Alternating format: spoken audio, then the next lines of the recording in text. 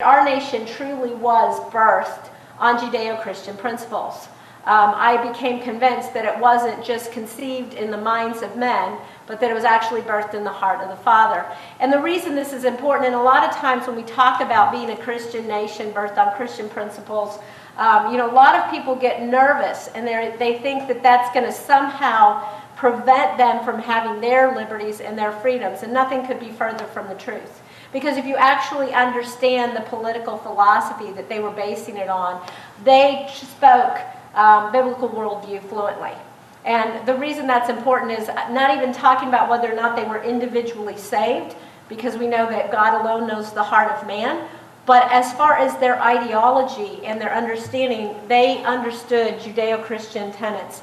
And you could tell that 94% of the quotes of the Founding Fathers contemporaneous to our nation's founding came either directly or indirectly from the Holy Scripture. Now, when I say directly, you know what I'm talking about. They were quoting Scripture. But indirectly, what were they doing? They were quoting other men who were quoting Scripture. The three predominant political philosophers they were quoting of the day were the Baron Montesquieu, wrote The Spirit of the Laws, Sir William Blackstone, the commentaries on the Common Law of England, and John Locke, A Treatise of Two Laws. They were quoting these men, and they had some very interesting things to say about government. Montesquieu talked about three branches of government. He talked about the monarchical, or what we call executive, legislative, and judicial. Sound familiar? Clearly. Then also talked about the need for checks and balances. But what people don't realize is, where did those ideas come from? Well, if you look in the Bible, Isaiah 33:22, it talks about God is our judge, God is our lawgiver, God is our king, and it's He alone who can save us.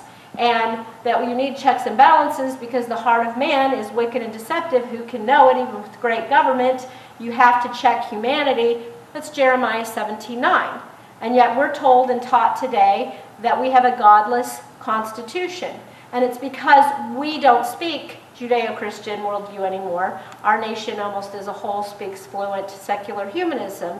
And so we don't understand these principles.